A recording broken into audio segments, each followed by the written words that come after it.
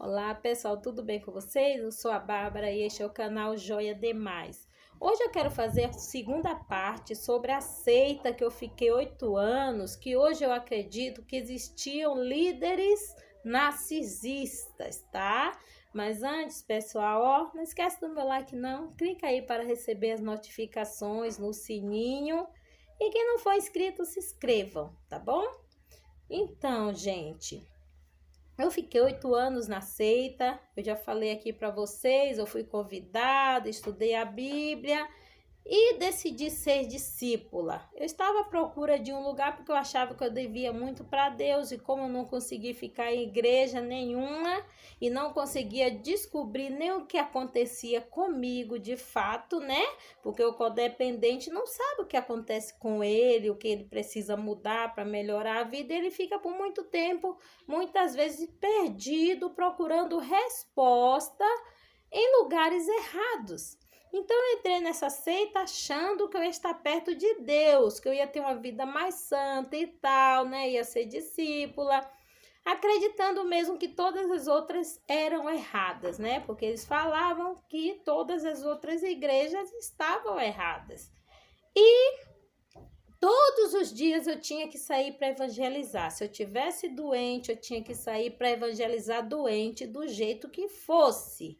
E às vezes era obrigado a pegar ônibus para participar de grupo de bate-papo. Como eu já falei, tinha um grupo de família ali na seita, vários grupos de 15 pessoas às vezes ou mais pessoas. E nesse grupo tinha 2 ou 3 grupos menores de bate-papo ali, que era 6, 7 pessoas mais ou menos. E eu tinha que pegar ônibus para ir para lá, para cá, tinha que viver andando na cidade de São Paulo, às vezes sem dinheiro para gastar.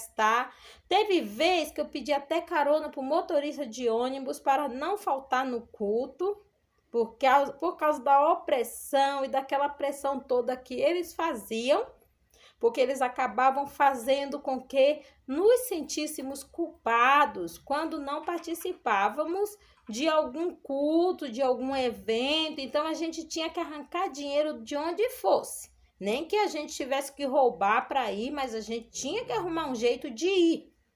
Gente, era horrível. Uma vez eu estava evangelizando doente. A moça a minha discipuladora que estava falando com ela porque eu não aguentava nem falar, que eu estava tossindo. A moça chegou para ela e falou: coitada, fala para ela ir para casa, ela não está bem. E eu não estava bem de fato, eu fui obrigada a sair. Eu falei que eu não estava bem, mas ela insistiu no telefone, me fez sentir culpa e eu saí para evangelizar doente, gente, com a gripe, dor de cabeça, febre. Eu estava parecendo com a pessoa que tem Covid. Hoje, com certeza, iam dizer para mim que eu estava com Covid por causa daqueles sintomas. Então, pessoal, nessa seita eu era obrigada a dar o dízimo de acho que 12%, que depois falaram para mim que virou 15%. E aumentando o valor do dízimo, sabe, a porcentagem, não era 10% igual a Bíblia fala, era mais lá. E tinha que ter dinheiro para os eventos, tinha que ter dinheiro para saídas, que era obrigado a sair quase todos os sábados, quando a gente não era convidado por algum rapaz do grupo, que era um grupo que formava ali casais, tá? Como se a pessoa tivesse liberdade para conhecer pessoas, namorar com quem ela gostasse e tal, que não era assim que funcionava lá. Para namorar, tinha que ter autorização da liderança e não podia beijar, não podia nem encostar um no outro, tá? Não era quando a pessoa se apaixonava, o rapaz gostava da pessoa e a pessoa ia lá dizer, vamos namorar? Não era assim não, tinha que falar para a liderança autorizar e não podia nem pegar na mão, tá? Uma vez eu beijei um rapaz, recebi um rótulo de proste na testa e o número da besta no peito, tá? Foi mais ou menos assim. Fui sacrificada ali dentro e vista como a pior proste da face da terra. E começaram a me difamar, gente, quando eu comecei a questionar muitas coisas que eu vi errado, a opressão, a manipulação, que eu não sabia o que era. Eu não sabia nem dizer, existe uma manipulação aqui não é uma igreja, eu não sabia. Eu sabia que havia algo de errado, que eu estava sendo oprimida, que eu estava sendo tratada como um objeto, como uma coisa sem valor nenhum. Mas eu não sabia comunicar isso. Então eu falava coisas, eu falava que a liderança falava o que queria, que a liderança tinha coisas escondidas, que eu falei uma coisa e me responderam assim, assado, eu não gostei. Então eles ficavam me tratando de uma maneira que me fazia me sentir excluída, sabe? E eu já ficava mal com outras situações. Aí foi que eu fiquei mal mesmo. Quando eu saí de lá, gente, olha só, eu levei meu ex-ser das trevas para lá, para aquela igreja. Saí da seita, onde existia um jogo de manipulação narcísico, e me casei com o ser das trevas. Depois é que eu descobri sobre o narcisismo, o transtorno de personalidade narcisista, como funciona, que eu vim lembrar das coisas que eu passei na seita, que eu vim concluir que eu casei com um narcisista maligno de nível alto. Aí eu vi, gente, que eu passei minha vida inteira lidando com narcisistas, porque não era todo mundo narcisista na seita, mas o sistema era narcísico. E tinha os facilitadores que sabiam que tinha coisas erradas, mas eram facilitadores e aceitavam e se tornavam cúmplices da liderança narcísica. Tinha os manipulados também que ficavam tóxicos, né? Eu também me tornei tóxica, sim, porque não tem quem se livre da toxicidade se convive com narcisista ou então com vários narcisistas. Não tem como. Quando eu percebi, eu me lembro que tinha vez que eu ficava boazinha, que eu acabava me deixando manipular. Eles me tratavam de uma maneira um pouquinho melhor, como o narcisista faz, né? O narcisista põe você para dormir um pouquinho. Tá entendendo? Eles me colocavam para dormir um pouquinho. Quando eu acordava, eles me davam de novo um sonífero, né? Aquela coisa de altos e baixos, de o narcisista trazer um presentinho para você, tratar você bem, perguntar, pedir sua opinião para alguma coisa, para fazer você se sentir incluída na vida dele, sentir que você está sendo assistida, está sendo considerada. Eles faziam exatamente assim, tá? Para que você não saísse quando você estava querendo sair do caminho. Quando eu consegui entender que estava havendo a manipulação, mas eu não sabia explicar o que era, e comecei a bater na mesma tecla, enfrentar a liderança. Eles me chamaram de amargurada, de ingrata, de tudo, gente, e me difamaram para a igreja inteira.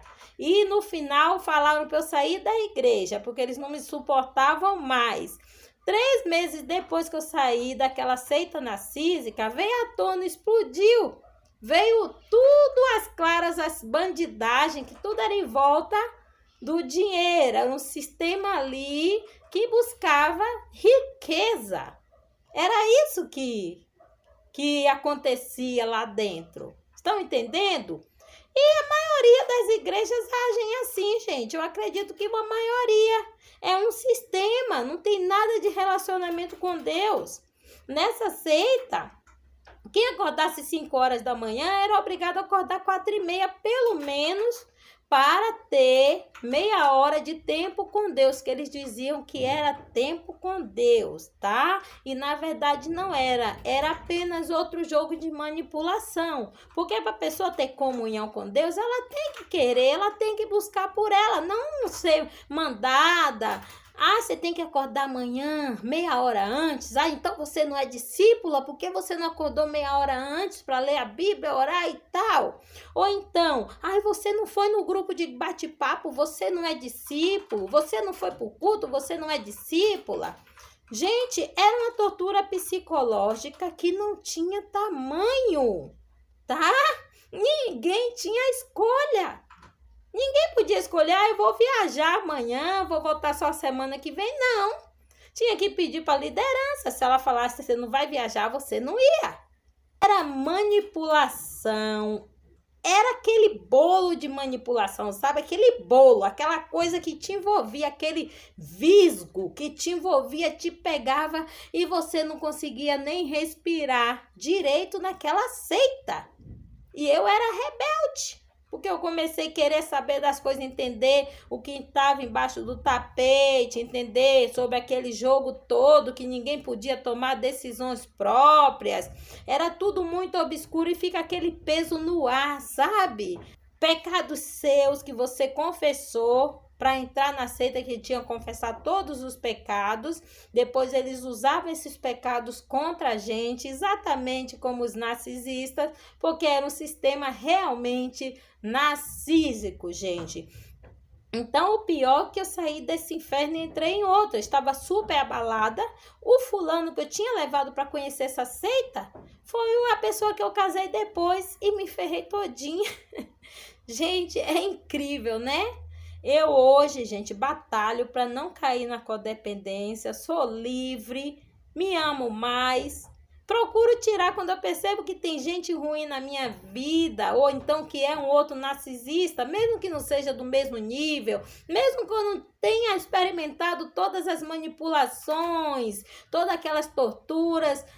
Antes de tudo isso, eu caio fora e já dou contato zero, porque eu não quero mais passar por aqueles perrengues todos que eu passei na seita e no meu casamento com o ser maligno. Beijos, pessoal, e até a próxima.